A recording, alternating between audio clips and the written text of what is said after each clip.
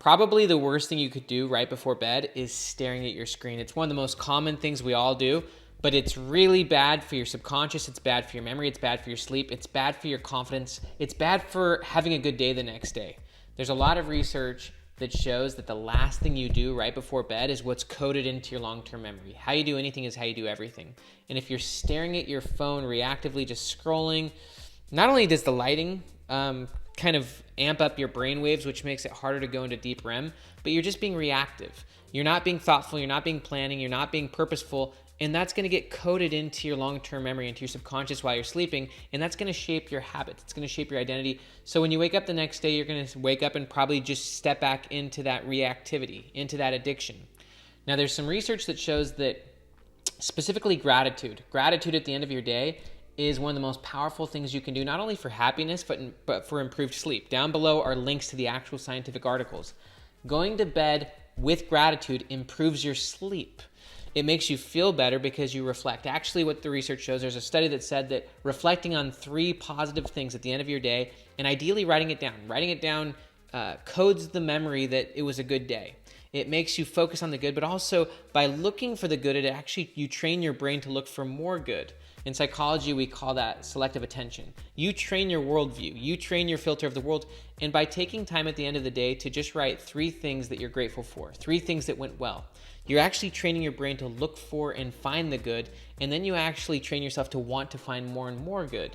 Dan Sullivan, the co-founder of Strategic Coach, which is the #1 entrepreneurial coaching program in the world, he just invites his entrepreneurs to reflect on 3 wins from that day. The reason that Dan wants people to think about the 3 wins for the day is because you want to code the day as a win. You want to code the day as a win, not only because it makes you feel like you're making progress, but because it makes you want more wins. Anything you do, you actually want more of. If you look at Facebook, you're going to want to look at more Facebook. If you eat donuts, you're going to want to eat more donuts.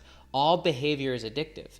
And so by focusing on gratitude, you actually feel peace, you feel happiness, and it also just allows your brain to just slow down and sleep better. You will sleep better if you do this. This is an invitation, it's a challenge. Try this.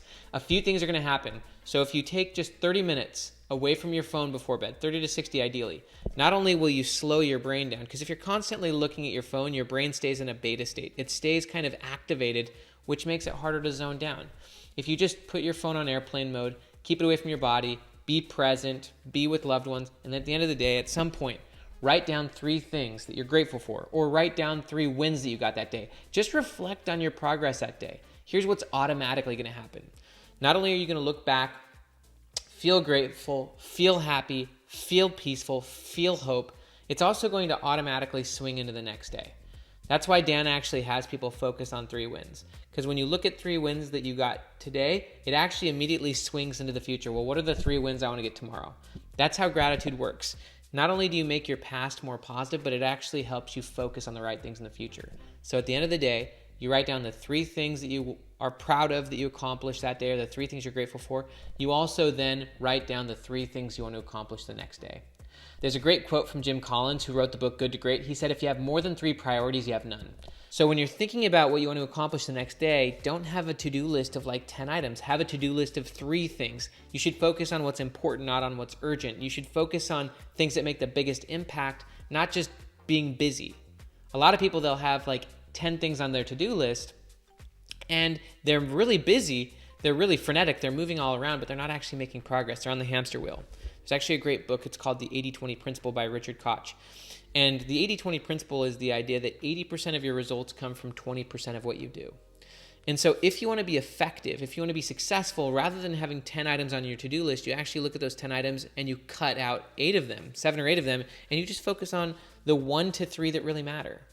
If at the end of your day, you don't use your technology, instead you just focus, be present, recover. There's actually a lot of research on the idea of psychological detachment from work. While you're recovering, you don't want to think about work. Actually, the more you detach from work at the end of the day and the more you detach from technology, the more flow you'll be in when you go to work. You'll also allow your brain to slow down, which will allow you to have a lot of clarity, a lot of confidence. And so at the end of your day, write 3 things you're grateful for, write as many things as you're grateful for as you want. You could also frame those as wins. And then Write 3 things you want to accomplish the next day, then go to bed. Here's what it will do for you. Not only will you sleep better and will you feel good about your day, you'll wake up the next day with a purpose. And you can actually wake up and start focusing on the important things rather than the urgent things. You can start eating the frog. Eating the frog means you've put the worst first. You're actually putting your future self before your busyness. If you don't wake up and accomplish first things first, if you don't put your future self first, if you don't eat the frog, then what's going to happen is you're just going to wake up and be reactive. You're going to be busy to the situation. You're going to be busy to your work or to all the demands. But if you wake up, get yourself into a flow state, get yourself into the right environment, hydrate yourself, and rather than inputting, you actually output. You pull out your journal and you start writing about your goals. Here's the thing.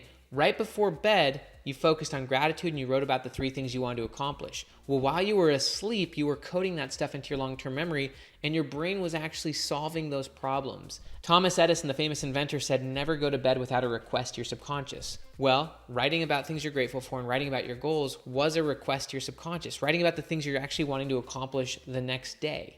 I actually know people who right before bed, they focused on what they wanted to accomplish, and then the next morning, the problem literally solved itself.